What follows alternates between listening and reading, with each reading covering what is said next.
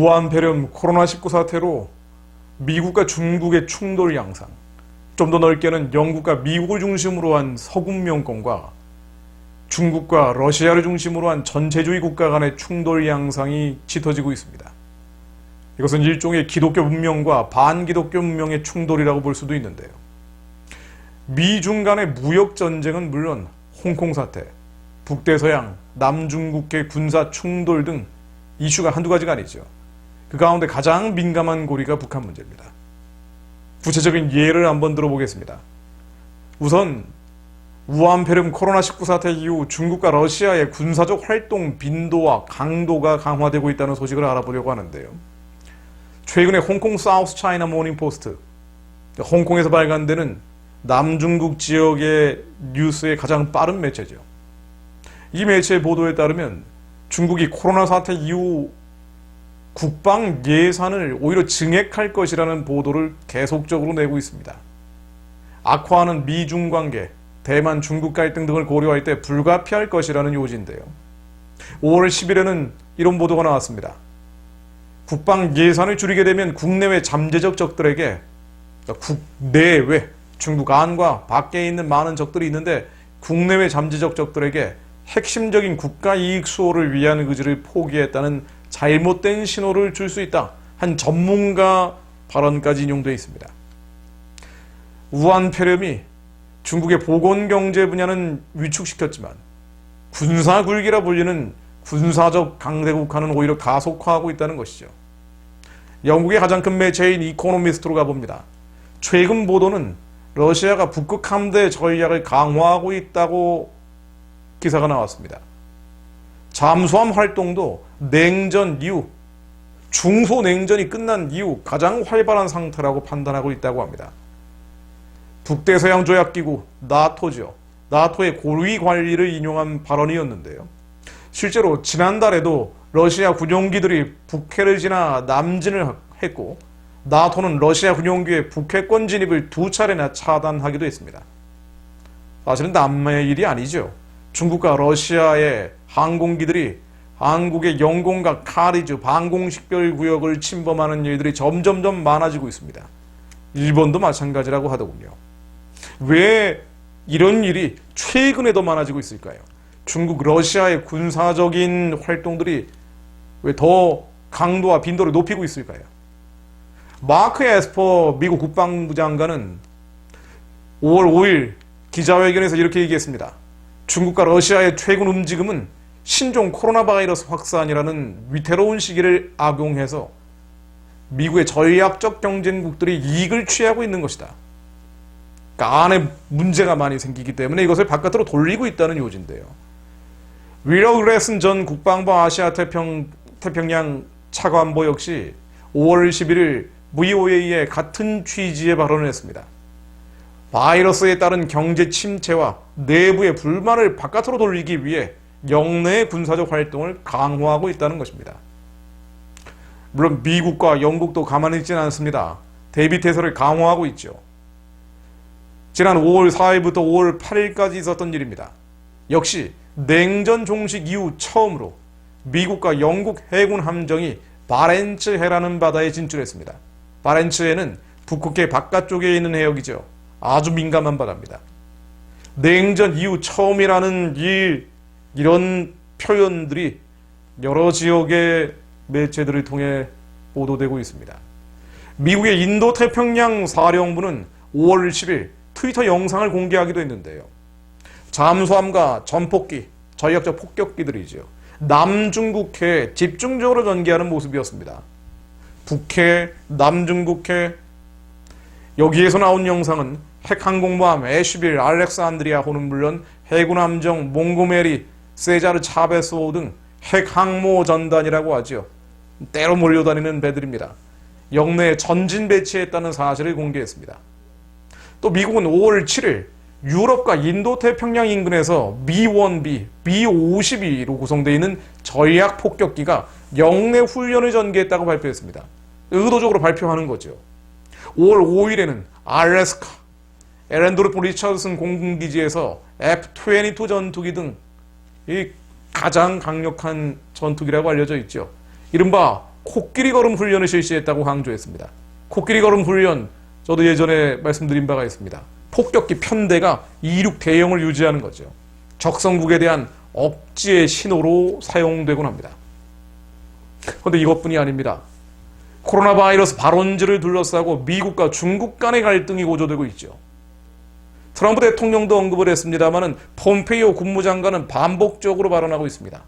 5월 3일 ABC 뉴스와의 인터뷰에서 코로나 바이러스가 중국 우한의 한 생물의학 실험실에서 처음으로 사람을 감염시켰다.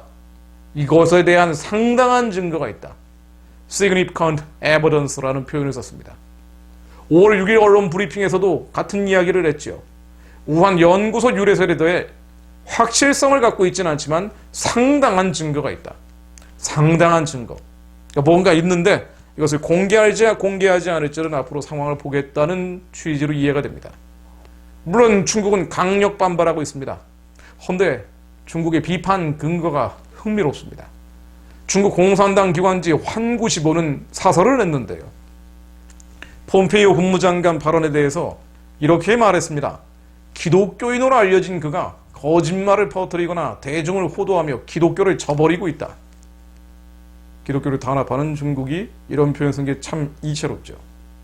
환구시보는 또 폼페이오 장관이 정치적 목적을 위해 거짓말을 하고 있다면서 10계명의 9번째 내 이웃에게 거짓 증언을 하지 말라는 계명을 어기고 있다라고 비판했습니다.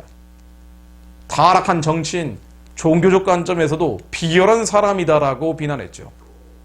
다툼은 여기서 그치지 않습니다. 미국 복음주의자들이 반격이 나섰죠.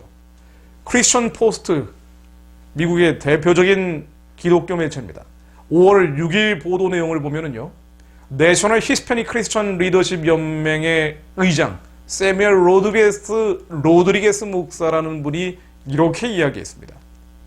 대표적인 히스패닉 계열의 목회자죠. 기독교인들을 그토록 포악하게 박해하는 정권이 중국 공산당 정권을 이야기합니다. 성경을 가져와서 자신들의 거짓을 감추려 들다니 얼마나 뻔뻔한가. 공산주의의 편협성만큼이나 지독한 편견은 없다. 중국은 교회를 문 닫고 목회자들을 사라지게 하고 항상 종교와의 전쟁 상황을 만들고서 자신들이 기독교인들에게 충고할 수 있다고 생각을 한다. 또 다른 목회자 발언입니다.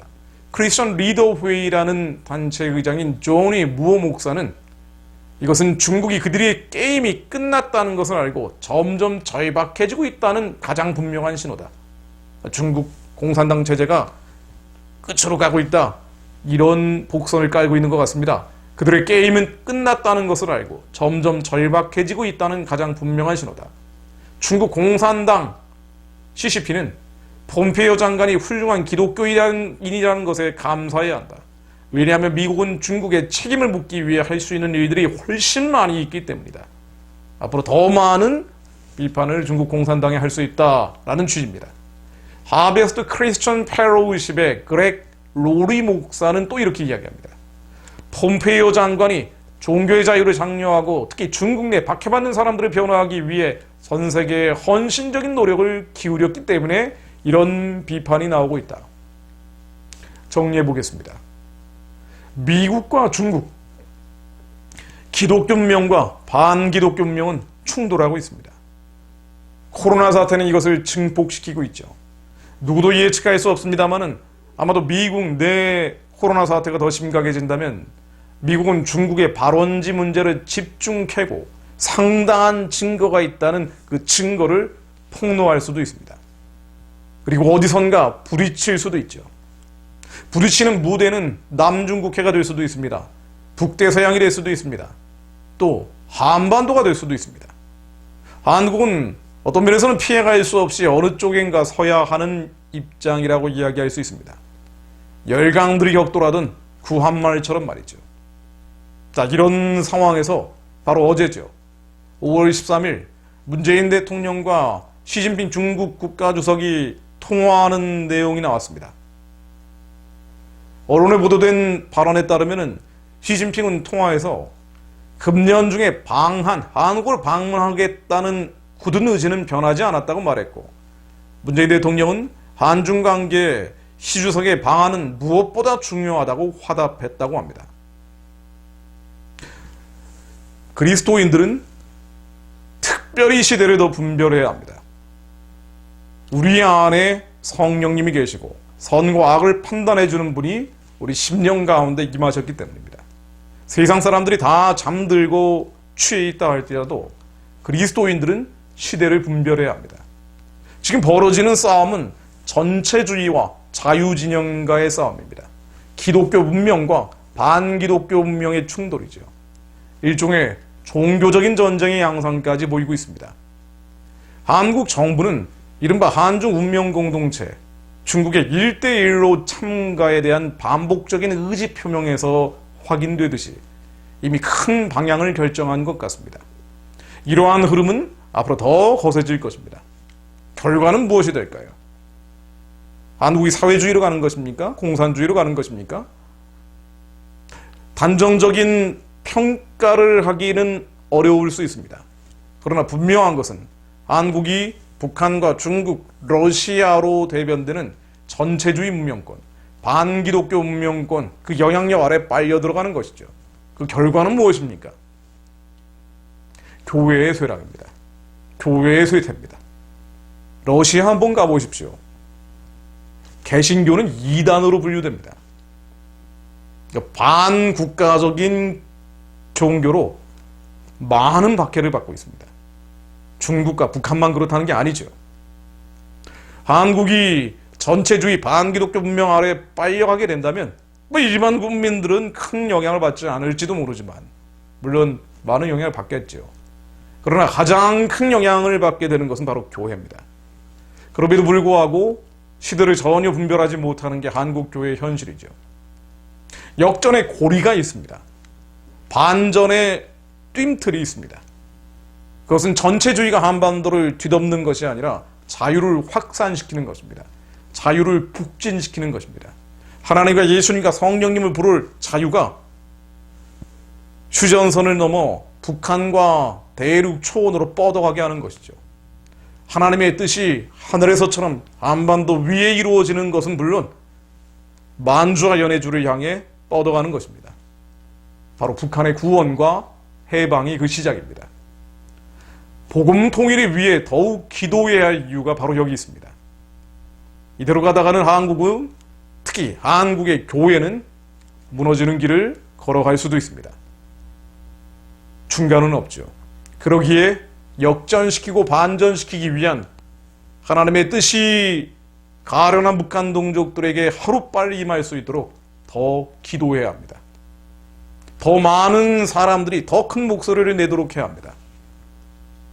잠언 10장 21절 말씀으로 마무리합니다. 의인의 입술은 여러 사람을 교육하나 미련한 자는 지식이 없어 죽느니라. 여러 사람을 교육하는 의인의 입술들이 더 많이 열려야 하고요.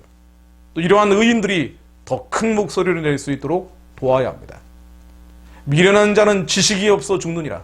지식이 없어 죽는 미련한 이들이 깨어날 수 있도록 더 큰 목소리로 외쳐야 할 때입니다.